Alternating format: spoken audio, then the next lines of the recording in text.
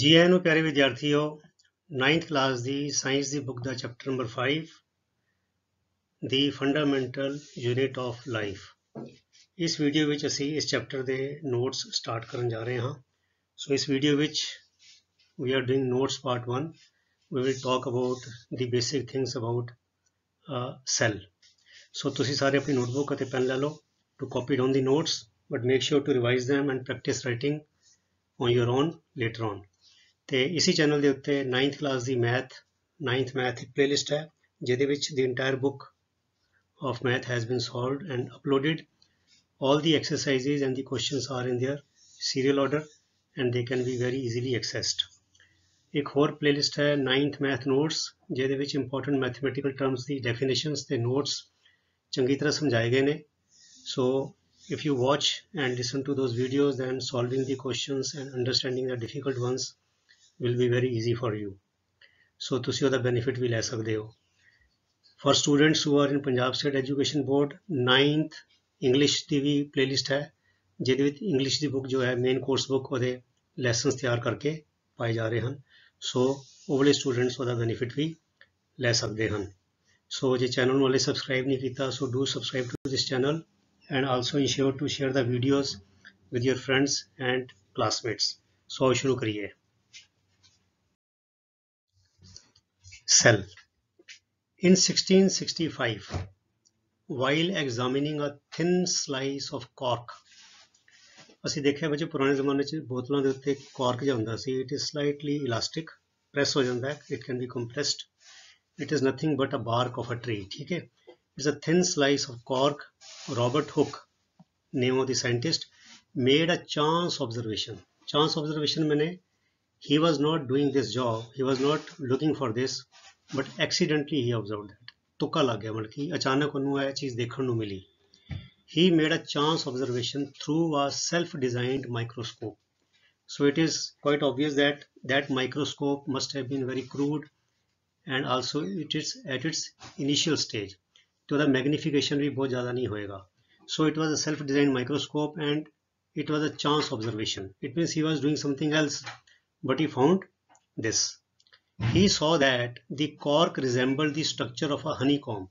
ਤੁਸੀਂ ਦੇਖਣਾ ਮਧੂਮੱਖੀ ਦਾ ਛੱਤਾ, honeycomb ਹੁੰਦਾ ਮਧੂਮੱਖੀ ਦਾ ਛੱਤਾ, consisting of many little compartments. ਤੁਸੀਂ ਕਦੀ ਦੇਖੋ ਮਧੂਮੱਖੀ ਦਾ ਛੱਤਾ ਜਿਹੜਾ ਹੁੰਦਾ ਹੈ, ਮਖੀਲ ਜਿਹਨੂੰ ਕਹਿ ਦਿੰਦੇ ਆ, ਉਹ ਤੇ ਹਲਕੇ ਹਲਕੇ ਜੋ ਨਾਲ ਜੁੜੇ ਹੋਏ ਨਾ ਤੁਹਾਨੂੰ ਇਹ ਕੇਵਸ ਨਜ਼ਰ ਆਉਣਗੀਆਂ ਜਿਹਦਾ ਗੁਫਾਵਾਂ ਹੁੰਦੀਆਂ, ਛੋਟੇ ਛੋਟੇ ਉਹ 'ਚ ਛੇਕ ਹੈਗੇ ਨੇ, ਠੀਕ ਹੈ, ਕੰਪਾਰਟਮੈਂਟਸ ਹੈਗੇ ਨੇ।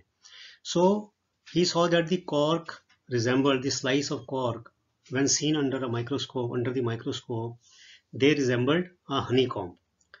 Cork comes from the bark of a tree. Bark ਹੁੰਦੀ ਛੱਲ, ਜਿਹੜਾ ਬਾਹਰਲਾ ਉਹਦਾ ਛਿਲੜ ਹੁੰਦਾ ਹੈ ਉਹ ਤੋਂ ਨਿਕਲਦਾ ਹੈ। ਕਹਿੰਦੇ he called these boxes cells. ਉਹਨੇ ਇਹਦਾ ਨਾਂ ਦੇ ਦਿੱਤਾ cell। ਤੇ cell ਉਹਨੇ ਨਾਂ ਕਿਉਂ ਦਿੱਤਾ? Because in Latin cell means a small room. ਉਹਨੂੰ ਲੱਗੇ ਵੀ ਛੋਟੇ ਛੋਟੇ ਕਮਰੇ ਬਣੇ ਹੋਏ ਨੇ, ਸੋ ਇਸ ਕਰਕੇ ਉਧਰੋਂ ਦੀ ਨਾਮ ਇਜਾਦ ਹੋਇਆ। He gave this name, Robert Hooke gave this name cell. A cell is the fundamental organizational unit of life. किस तरह? Like many bricks make a building. The cells assemble मैंने gather, जुड़ते ने इकट्ठे, to make the body of every organism. मतलब कि यह बड़ी सिंपल ਤੇ स्ट्रेट फॉरवर्ड एनालॉजी है, एग्जाम्पल है।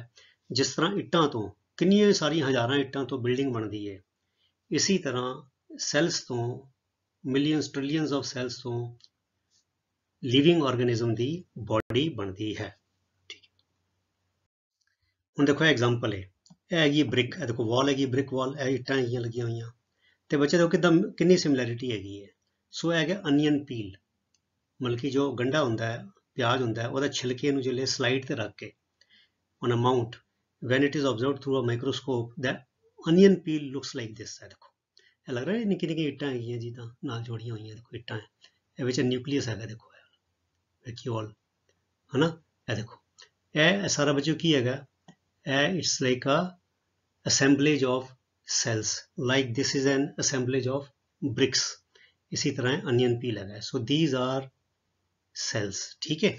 ਸੋ ਇਹ ਤੁਹਾਡੀ ਕਿਤਾਬ ਚੋਂ फोटोग्राफ ਲਈ ਹੈ, courtesy NCERT। ਹੁਣ देखिए ਅੱਗੇ, though built of same bricks, buildings differ in shapes, designs and sizes। ਬੱਚੋ ਦੇਖੋ ਇੱਟਾਂ ਦਾ ਪੱਠਾ ਤਾਂ ਇੱਕੋ ਹੀ ਹੁੰਦਾ ਹੈ, ਕਿੰਨੇ ਥੋੜੇ ਹੁੰਦੇ ਨੇ। ਉਹ ਪੱਠੇ ਤੋਂ ਇੱਟਾਂ ਕਿੱਥੇ ਕਿੱਥੇ ਜਾਂਦੀ ਹੈ, ਸਕੂਲ ਦੀ ਬਿਲਡਿੰਗ ਬਣਦੀ ਹੈ, ਕਾਲਜ ਦੀ ਬਣਦੀ ਹੈ, ਕੋਈ ਸਰਕਾਰੀ ਬਿਲਡਿੰਗ ਬਣਦੀ ਹੈ, ਕੋਈ ਢਾਬਾ ਬਣਦਾ ਹੈ, ਕੋਈ ਘਰ ਬਣਦਾ ਹੈ, ਕੋਈ ਕੋਠੀ ਬਣਦੀ ਹੈ, ਕੋਈ ਝੌਂਪੜੀ ਬਣਦੀ, ਕਈ ਕਿਸਮ ਦੀਆਂ ਬਿਲਡਿੰਗਾਂ ਬਣਦੀਆਂ, ਇੱਟਾਂ ਸੇਮ ਹੁੰਦੀਆਂ। ਕਹਿੰਦੇ ਦੋ ਹਾਲਾਂਕਿ built of same bricks, same ਇੱਕੋ ਜਿਹੀ ਇੱਟਾਂ ਤੋਂ ਬਣੀਆਂ ਹੁੰਦੀਆਂ, ਬਿਲਡਿੰਗਸ ਡਿਫਰ ਇਨ ਸ਼ੇਪਸ, ਆਕਾਰ ਵਿੱਚ, ਡਿਜ਼ਾਈਨ ਵਿੱਚ, ਤੇ ਉਹਨਾਂ ਦਾ ਵੱਡਾ ਛੋਟਾਪਨ ਜੋ ਹੈ, ਉਹਨਾਂ ਦੀ ਸ਼ੇਪ, ਆਕਾਰ, ਡਿਜ਼ਾਈਨ, ਉਹਦੇ ਵਿੱਚ ਪੂਰੀ ਤਰ੍ਹਾਂ ਉਹਨਾਂ ਦਾ ਅਲੱਗ-ਅਲੱਗ ਕਿਸਮ ਦੀਆਂ ਹੁੰਦੀਆਂ। ਕਹਿੰਦੇ the living world also differs from one another but is made up of cells. ਇਸੀ ਤਰ੍ਹਾਂ ਜਿੰਨੇ ਵੀ ਜੀਵ ਜੰਤੂ ਨੇ, ਸਾਰੇ ਜੀਂਦੇ ਜੀਵ ਨੇ, ਪੰਛੀ ਨੇ, ਚਾਹੇ ਪਾਣੀ ਵਿੱਚ ਜਾਨਵਰ ਨੇ, ਚਾਹੇ ਧਰਤੀ ਤੇ ਘੁੰਮਣ ਵਾਲੇ ਜਾਨਵਰ ਨੇ ਜਾਂ ਰੇਂਗਣ ਵਾਲੇ ਨੇ, ਇਹ ਸਾਰੇ ਲੱਗਦੇ ਤੇ ਵੱਖਰੇ ਵੱਖਰੇ ਨੇ, but they are all made up of cells. ਠੀਕ ਹੈ। ਹਾਊਐਵਰ, ਹਾਲਾਂਕਿ unlike bricks, cells are complex living structure. ਪਰ ਇੰਨਾ ਫਰਕ ਹੈ, ਇੱਟਾਂ ਇੱਕੋ ਜਿਹੀਆਂ ਬਿਲਕੁਲ ਸਾਰੀਆਂ ਬੇਜਾਨ ਹੈਗੀਆਂ ਨੇ, ਪਰ ਜਿਹੜੇ ਸੈਲਸ ਹੈਗੇ ਨੇ ਉਹ ਜੀਂਦੀ ਜਾਗਦੀ ਚੀਜ਼ ਹੈ। Each cell has a life and they are very complex structure, ਤੇ ਬੜੇ ਗੁੰਝਲਦਾਰ ਨੇ। ਸੈੱਲ ਦੇ ਵਿੱਚ ਵੀ ਬੜਾ ਕੁਛ ਹੈਗਾ, ਇਟ ਇਜ਼ ਵੈਰੀ ਵਾਸਟ। ਮਤਲਬ ਕਿ ਸੈੱਲ ਭਾਵੇਂ ਮਾਈਕਰੋਸਕੋਪ ਤੋਂ ਨਜ਼ਰ ਆਉਂਦਾ, ਉਹਦੇ ਅੰਦਰ ਵੀ ਇੱਕ ਸੈੱਲ ਦੀ ਆਪਣੀ ਦੁਨੀਆ ਹੈਗੀ ਹੈ। ਠੀਕ ਹੈ। ਸੋ ਹਾਊਐਵਰ ਅਨਲਾਈਕ ਬ੍ਰਿਕਸ, ਮਤਲਬ ਕਿ ਇੱਟਾਂ ਬਿਲਕੁਲ ਇੱਟਾਂ ਵਾਂਗੂ ਨਹੀਂ ਹੈਗਾ, ਇੱਟਾਂ ਵਾਂਗੂ ਅਸੀਂ ਐਨੋਲੋਜੀ ਤੇ ਦਿੱਤੀ ਹੈ, but cells are complex living structures. Cells may be as small as a micrometre. Micrometre ਬੱਚੇ ਤੁਹਾਨੂੰ ਪਤਾ ਹੋਣਾ ਕਿੰਨਾ ਹੁੰਦਾ। Micrometre is 1 millionth of a metre, ਔਰ ਇੱਕ ਮੀਟਰ ਦਾ 10 ਲੱਖਵਾਂ ਹਿੱਸਾ, ਇੱਕ ਮੀਟਰ ਦੇ 10 ਲੱਖ ਕਰ ਦੋ ਹਿੱਸੇ। ਠੀਕ ਹੈ। 10 to raise power minus 6। So micrometer is 1 millionth of a meter, maybe as small as a millimeter or as large as few centimeter। Cell ਵੱਡੇ ਵੀ ਹੋ ਸਕਦੇ ਨੇ। ਠੀਕ ਹੈ। However, most cells are microscopic, ਪਰ ਫਿਰ ਵੀ ਇਹਦੇ ਬਾਵਜੂਦ ਜ਼ਿਆਦਾਤਰ ਸੈੱਲ ਮਾਈਕਰੋਸਕੋਪਿਕ ਨੇ, ਅਰਥਾਤ they can be seen only through a microscope and we cannot see with the naked eye। ਆਪਣੀਆਂ ਨੰਗੀ ਅੱਖਾਂ ਦੇ ਨਾਲ ਸਾਨੂੰ ਨਜ਼ਰ ਨਹੀਂ ਆਉਂਦੇ। ਜਿਸ ਤਰ੍ਹਾਂ ਸਾਨੂੰ ਮੱਖੀ, ਮੱਛਰ, ਜਾਨਵਰ, ਹੋਰ ਚੀਜ਼ਾਂ, ਫਲ ਫਰੂਟ, ਸਬਜ਼ੀਆਂ ਨਜ਼ਰ ਆਉਂਦੀਆਂ, ਇਸ ਤਰ੍ਹਾਂ ਸਾਨੂੰ ਸੈੱਲ ਨਜ਼ਰ ਨਹੀਂ ਆਉਂਦੇ, ਪਰ ਕੁਝ ਸੈੱਲ ਹੁੰਦੇ ਨੇ ਵੱਡੇ ਵੱਡੇ। ਦੇਖੋ ਹੁਣ the smallest one is 0.1 to 0.5 micrometre in bacteria. ਮਤਲਬ ਕਿ ਜੋ ਸਭ ਤੋਂ ਛੋਟਾ ਸੈੱਲ ਹੈ ਉਹ ਬੈਕਟੀਰੀਆ ਵਿੱਚ ਹੁੰਦਾ ਹੈ, ਜੋ ਮਾਈਕਰੋਮੀਟਰ ਤੋਂ ਵੀ ਛੋਟਾ ਹੈ। ਇਹ ਦੇਖੋ ਮਾਈਕਰੋਮੀਟਰ ਤੋਂ ਵੀ 0.1 to 0.5, ਅਰਥਾਤ ਇੱਕ ਮਾਈਕਰੋਮੀਟਰ ਦਾ 1/10 ਹੋਰ ਕਰ ਦਿਓ। ਠੀਕ ਹੈ। ਸੋ ਇਹ ਜਾਂ ਇੱਕ ਮਾਈਕਰੋਮੀਟਰ ਦਾ ਹਾਫ ਹੋਰ ਕਰ ਦਿਓ। So though cells are in bacteria and the largest one is the egg of an ostrich measuring 17 centimetre into 13 centimetre. ਜੋ ਆਸਟ੍ਰਿਚ ਦਾ ਐਗ ਹੈਗਾ, that egg itself is a cell। ਠੀਕ ਹੈ। ਆਪਣੇ ਆਪ ਚ ਐਗ ਜਿਹੜਾ ਉਹ ਸੈੱਲ ਹੈਗਾ, ਐਂਡ ਉਹਦੀ ਮੈਜ਼ਰਮੈਂਟ ਕਿੰਨੀ ਹੁੰਦੀ 17 ਸੈਂਟੀਮੀਟਰ ਟੂ 13 ਸੈਂਟੀਮੀਟਰ ਹੈ। ਬੜੀ ਇੰਪੋਰਟੈਂਟ ਜਾਣਕਾਰੀ ਬੱਚੋ, range of the cells. So they can range from a micrometer to a few centimeters। so example ਵੀ ਹੈਗਾ 0.1 to 0.5 micrometer in bacteria and ostrich egg measuring 17 centimeter into 13 centimeter। ਅੱਗੇ ਦੇਖੀਏ, ਕਹਿੰਦੇ though we can see most cells only through a microscope। ਹਾਲਾਂਕਿ ਅਸੀਂ ਜ਼ਿਆਦਾਤਰ cell microscope through ਦੇਖ ਸਕਦੇ ਹਾਂ। The egg of a hen represents a single cell and is big enough to be seen by the unaided eye। unaided माने without any external help, without any magnifying glass, without any microscope। ਮਤਲਬ ਕਿ ਜੋ ਇੱਕ ਆਮ ਆਸਟ੍ਰਿਚ ਦਾ egg ਤੇ ਸਾਨੂੰ ਇੱਥੇ ਦੇਖਣ ਨੂੰ ਨਹੀਂ ਮਿਲੇਗਾ, ਹਨਾ। ਸੋ ਆਸਟ੍ਰਿਚ ਸਾਡੇ ਇੰਡੀਆ 'ਚ ਨਹੀਂ ਹੈਗਾ, ਪਰ ਹੈਨ ਕੁਕੜੀਆਂ ਤੇ ਮੁਰਗੀਆਂ ਤੇ ਆਮ ਹੁੰਦੀਆਂ, ਸੋ ਉਹਦੇ ਅੰਡੇ ਅਸੀਂ ਆਮ ਦੇਖਦੇ ਹਾਂ। ਸੋ ਜਿਹੜਾ ਐਗ ਹੈਗਾ ਉਹ ਵੀ ਇੱਕ ਆਪਣੇ ਆਪ 'ਚ ਸਿੰਗਲ ਸੈੱਲ ਹੈ। ਸੋ ਅਗਰ ਕਿਸੇ ਨੂੰ ਦਿਖਾਣਾ ਹੋਵੇ ਭਾਈ can you show me a cell, so ਦਿਖਾਓ, ਉਹ ਅੰਡਾ ਦਿਖਾ ਦਿਓ, ਕਹੋ ਜੀ ਦੇਖੋ ਇਹ ਸੈੱਲ ਹੈ। ਠੀਕ ਹੈ। ਸੋ ਹਾਲਾਂਕਿ ਜ਼ਿਆਦਾਤਰ ਸੈੱਲ ਤੇ ਸਾਨੂੰ ਮਾਈਕਰੋਸਕੋਪ 'ਚ ਨਜ਼ਰ ਆਉਣਗੇ, but the egg of a hen represents a single cell and it is can be easily seen by the naked eye। ठीक है। a human body has trillions of cells। trillion पता बच्चों कितना होता है? trillion is 10 to raise power 12। 1 million is 10 to raise power 6। उसके बाद billion आ गया 10 to raise power 9। फिर आ गया trillion, that is 10 to raise power 12। ठीक है। मतलब कि कह लो कितने 12 ਜ਼ੀਰੋ ਹੋ ਗਈਆਂ। ਜਿੱਦਾਂ ਇੰਡੀਅਨ ਨੰਬਰਿੰਗ ਸਿਸਟਮ ਵਿੱਚ 7 ਜ਼ੀਰੋ ਜਿਹੜੀਆਂ ਹੁੰਦੀਆਂ ਉਹ ਕਿੰਨਾ ਹੁੰਦੀਆਂ 7 ਜ਼ੀਰੋ ਹੁੰਦੀਆਂ ਕਰੋੜ, ਤੇ ਅੱਗੇ 5 ਜ਼ੀਰੋ ਹੋਰ ਲਗਾ ਦਿਓ, 7 5 12, ਸੋ 5 zero lakh.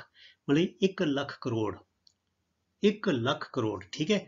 So and it has got trillions, ਕਈ ਲੱਖੋਂ ਕਰੋੜੋਂ ਸੈੱਲ ਹੁੰਦੇ ਨੇ ਸਾਡੇ ਸਰੀਰ ਦੇ ਵਿੱਚ, which vary in shapes and sizes, ਜਿਨ੍ਹਾਂ ਦੇ ਸਾਰਿਆਂ ਦਾ ਆਕਾਰ ਤੇ ਉਹਨਾਂ ਦਾ ਰੰਗ ਰੂਪ ਜਿਹੜਾ ਹੈ ਬਿਲਕੁਲ ਵੱਖਰਾ ਵੱਖਰਾ ਹੈ।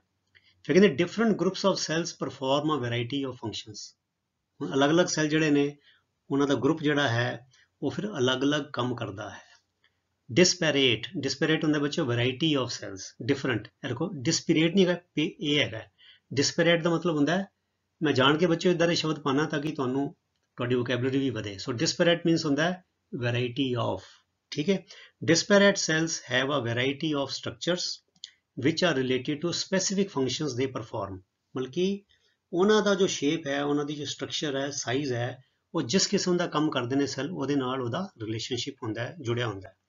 ਫਿਰ ਕਹਿੰਦੇ ਦੇ ਮੇ ਬੀ ਰਾਊਂਡ, ਉਹ ਗੋਲ ਹੋ ਸਕਦੇ ਨੇ, ਸਫੈਰੀਕਲ ਗੋਲਾਕਾਰ ਹੋ ਸਕਦੇ ਨੇ, ਇਲੋਂਗੇਟਡ ਲੰਬੇ, ਜਿਹੜਾ ਤੋਰੀ ਹੁੰਦੀ ਹੈ, ਘੀਆ ਹੁੰਦੀ ਹੈ ਜਾਂ ਖੀਰਾ ਹੁੰਦਾ ਹੈ, ਬ੍ਰਾਂਚਡ ਉਹਨਾਂ ਦੀਆਂ ਸ਼ਾਖਾਵਾਂ ਹੋ ਸਕਦੀਆਂ, ਔਰ ਲੌਂਗ ਬਹੁਤ ਲੰਬੇ, and pointed at both ends, ਤੇ ਦੋਨੋਂ ਸਿਰਿਆਂ ਤੇ ਤਿੱਖੇ ਵੀ ਹੋ ਸਕਦੇ ਨੇ, ਠੀਕ ਹੈ। आओ देखिए एग्जाम्पल, ਇਹ ਦੇਖੋ ਇਹ ਦੋਨੋਂ ਜਗ੍ਹਾ ਤਿੱਖਾ ਹੈਗਾ, it's a muscle cell, smooth muscle cell. ਇਹ ਆਰਬੀਸੀ ਰੈਡ ਬਲੱਡ ਸੈਲਸ ਹੈਗੇ ਨੇ, ਇਹ ਓਵਮ ਅੰਡਾ, ਠੀਕ ਹੈ, ਓਵਮ ਸਪਰਮ, ਇਹ this is female reproductive cell, sperm is male reproductive cell. ਇਹ ਹੈਗਾ ਨਰਵ ਸੈਲਸ, ਜਿਹੜੇ ਟਰਾਂਸਮਿਟਰਸ ਹੁੰਦੇ ਨੇ ਸਾਡੀ ਬੋਡੀ ਵਿੱਚ, ਮੈਸੇਜ ਭੇਜਦੇ ਨੇ ਬ੍ਰੇਨ ਨੂੰ, ਇਹ ਨਰਵ ਸੈਲਸ ਹੈਗੇ ਨੇ। ਨਰਵ ਸੈਲ ਇਸ ਤਰ੍ਹਾਂ ਦਾ ਹੁੰਦਾ ਹੈ। ਫਿਰ ਇਹ bone cell is like this is fat cell. ਹੁਣ ਦੇਖੋ ਬੱਚੋ ਕਿੰਨੇ ਸੈਲ ਨੇ, ਇਹ 7 ਸੈਲਸ ਦੇ ਐਗਜ਼ਾਮਪਲ ਹੈਗੇ ਨੇ, and these all cells exist in human body. ਹੁਣ ਦੇਖੋ ਸਾਰਿਆਂ ਦੀ ਸ਼ੇਪ ਵੀ ਅਲੱਗ ਹੈ ਤੇ ਸਾਈਜ਼ ਵੀ ਅਲੱਗ ਹੈ ਤੇ ਇਹਨਾਂ ਦੇ ਫੰਕਸ਼ਨਸ ਵੀ ਅਲੱਗ ਨੇ, ਠੀਕ ਹੈ ਬੱਚਿਓ। these pictures are also taken from your book NCERT, so various cells in a human body, ਇਹਦੀ ਤੁਸੀਂ ਪ੍ਰੈਕਟਿਸ ਕਰ ਲੈਣੀ ਹੈ ਡਾਇਗਰਾਮਸ ਦੀ, ਠੀਕ ਹੈ। फिर आगे आ गया, the size of the body of the animal or plant does not determine the size of the cells। ਇਹ ਗੱਲ ਬੜੀ ਇੰਪੋਰਟੈਂਟ ਹੈ, ਮਤਲਬ ਕਿ ਜੋ ਸਾਈਜ਼ ਹੈ ਸੈੱਲ ਦਾ, ਉਹਦਾ ਜੋ ਪ੍ਰਾਣੀ ਹੈ ਜਿਹਦੇ ਵਿੱਚ ਉਹ ਸੈੱਲ ਹੈਗੇ ਨੇ, ਉਹਦੇ ਆਕਾਰ ਸ਼ੇਪ ਨਾਲ ਕੋਈ ਲੈਣਾ ਦੇਣਾ ਨਹੀਂ ਹੈਗਾ। the cells in the elephant don't need to be much bigger than those in a rat। ਇਸ ਤਰ੍ਹਾਂ ਨਹੀਂ ਹੈਗਾ ਕਿ ਐਲੀਫੈਂਟ ਵੱਡਾ ਹੈਗਾ ਤੇ ਉਹਦੇ ਸੈੱਲ ਕੋਈ ਜ਼ਿਆਦਾ ਸਪੈਸ਼ਲ ਵੱਡੇ ਹੋਣਗੇ ਤੇ ਚੂਹਾ ਹੈਗਾ ਉਹਦੇ ਸੈੱਲ ਛੋਟੇ ਹੋਣਗੇ, ਇਸ ਤਰ੍ਹਾਂ ਨਹੀਂ ਹੈਗਾ। the size of the cells is related to its function, ਜਿਹੜਾ ਸੈੱਲ ਦਾ ਸਾਈਜ਼ ਹੈ ਉਹ ਜਿਸ ਕਿਸਮ ਦਾ ਕੰਮ ਕਰਦਾ ਹੈ ਉਹਦੇ ਨਾਲ ਜੁੜਿਆ ਹੋਇਆ ਹੈ, ਠੀਕ ਹੈ। For example nerve cells both in the elephant and rat are long and branched। ਹੁਣ ਇਸੇ ਡਾਇਗਰਾਮ ਦੇਖੇ ਨਾ, ਇੱਕ ਬ੍ਰਾਂਚ ਬਣੀ, ਲੰਬਾ ਜਿਹਾ ਸੈੱਲ ਹੈਗਾ ਨਰਵ ਸੈੱਲ, ਚਾਹੇ ਉਹ ਨਰਵ ਸੈੱਲ ਰੈਟ ਵਿੱਚ ਹੈਗਾ, ਚੂਹੇ ਵਿੱਚ ਹੈਗਾ, ਚਾਹੇ ਉਹ ਨਰਵ ਸੈੱਲ ਹਾਥੀ ਵਿੱਚ ਹੈਗਾ, ਉਹਦੀ ਸ਼ੇਪ ਹੀ ਹੋਏਗੀ ਲੌਂਗ ਐਂਡ ਬ੍ਰਾਂਚਡ। ਦੇ perform the same function that of receiving and transmitting messages। ਚਾਹੇ ਰੈਟ ਹੈ ਚਾਹੇ ਹਾਥੀ ਹੈ, ਉਹਦੇ ਵਿੱਚ ਨਰਵ ਸੈਲਸ ਦਾ ਇੱਕੋ ਹੀ ਕੰਮ ਹੈ ਕਿ ਸੁਨੇਹਾ ਨੂੰ ਪ੍ਰਾਪਤ ਕਰਨਾ ਅਤੇ ਸੁਨੇਹੇ ਅੱਗੇ ਭੇਜਣਾ, receiving and transmitting the messages within human body। ਇੱਕ ਚੀਜ਼ ਹੋਰ ਦੇਖ ਲਈਏ, ਫਿਰ ਕਹਿੰਦੇ smaller organisms have a smaller number of cells without affecting their functions। ਮਤਲਬ ਫਰਕ ਇੰਨਾ ਹੈ ਕਿ ਜਿਹੜਾ ਛੋਟਾ ਪ੍ਰਾਣੀ ਹੋਏਗਾ ਉਹ 'ਚ ਸੈਲਸ ਦੀ ਗਿਣਤੀ ਘੱਟ ਹੋਏਗੀ, ਵੱਡੇ ਪ੍ਰਾਣੀ ਵਿੱਚ ਸੈਲਸ ਦੀ ਗਿਣਤੀ ਜ਼ਿਆਦਾ ਹੋਏਗੀ, ਪਰ there is no difference in the size or shape of the cells। so smaller organisms have a smaller number of cells without affecting their functioning, ਪਰ ਉਹਦੇ ਕੰਮਕਾਰ ਵਿੱਚ ਫੰਕਸ਼ਨ ਵਿੱਚ ਕੋਈ ਫਰਕ ਨਹੀਂ ਪਏਗਾ। an organism with billions of cells begins life as a single cell। ਇੱਕ ਆਰਗੇਨਿਜ਼ਮ ਵਿੱਚ ਬਿਲੀਅਨਸ ਆਫ ਸੈੱਲ ਹੈਗੇ ਨੇ, ਲੱਖਾਂ ਕਰੋੜਾਂ ਸੈੱਲ ਹੈਗੇ ਨੇ, ਪਰ ਉਹਦੀ ਸ਼ੁਰੂਆਤ ਕਦੋਂ ਹੋਏਗੀ? ਇੱਕ ਸੈੱਲ ਤੋਂ। ਇੱਕ ਸੈੱਲ ਤੋਂ ਹੀ ਬਿਲੀਅਨਸ ਆਫ ਸੈੱਲ ਬਣਦੇ ਨੇ, which is a fertilized egg। ਜਦੋਂ ਓਵਮ ਐਂਡ ਸਪਰਮ ਫਰਟੀਲਾਈਜ਼ ਹੋ ਜਾਂਦੇ, ਜਦੋਂ ਮਤਲਬ ਕਿ ਇੱਕ ਅੰਡਾ ਮੇਲ ਫੀਮੇਲ ਕੰਬਾਈਨ ਕਰਦੇ ਨੇ ਤੇ ਉਹ ਕੀ ਹੁੰਦਾ, ਫਰਟੀਲਾਈਜ਼ਡ ਐਗ ਉਹਨੂੰ ਕਹਿੰਦੇ ਆ, ਉਧਰੋਂ ਹੀ ਸਾਰੀ ਜਿਹੜੀ ਅੱਗੇ ਸੈਲਸ ਹੈਗੇ ਨੇ ਬਣਦੇ ਨੇ। ਮਾਈਕਰੋਸਕੋਪਿਕ study ਰਿਵੀਲਸ that almost every cell has 3 features। ਕਿਸੇ ਵੀ ਸੈੱਲ ਦੇ ਮੋਟੇ ਤੌਰ ਤੇ 3 ਮੇਨ ਜਿਹੜੀਆਂ ਚੀਜ਼ਾਂ ਹੁੰਦੀਆਂ, ਮੇਨ ਫੀਚਰਸ, ਇਹ ਤੋਂ ਅੱਗੇ ਵੀ ਹੁੰਦਾ ਪਰ ਮੇਨ ਇਹ ਚੀਜ਼ ਹੈ। ਇੱਕ ਹੈਗੀ ਪਲਾਜ਼ਮਾ ਮੈਂਬਰੇਨ, ਜਿਹਨੂੰ ਅਸੀਂ ਸੈੱਲ ਮੈਂਬਰੇਨ ਵੀ ਕਹਿ ਦਿੰਦੇ ਹਾਂ। We will study about these things in detail later on. ਮਤਲਬ ਕਿ ਹਰ ਸੈੱਲ ਦੀ ਤੁਸੀਂ ਚੰਗੀ ਤਰ੍ਹਾਂ ਦਿਮਾਗ 'ਚ ਬਿਠਾ ਲਓ ਕਿ every cell has mainly 3 features, plasma membrane, ਫਿਰ ਨਿਊਕਲੀਅਸ ਐਂਡ cytoplasm, ਠੀਕ ਹੈ। These features are responsible for all the activities in the cell। ਇਹ ਤਿੰਨ ਚੀਜ਼ਾਂ, all the activities inside the cell and the interactions of the cell with its environment। अर्थात interaction means the relationship of the cell with the external environment is also determined by these or carried out or controlled by these three features: plasma membrane, nucleus and cytoplasm। We will study about the functions of these features in details in the coming series। So ऐसे प्यारे विद्यार्थियों, ਤੁਹਾਡਾ cell ਦੇ ਬਾਰੇ ਇਸ chapter ਦੇ ਬਾਰੇ notes ਦਾ part ਪਹਿਲਾ।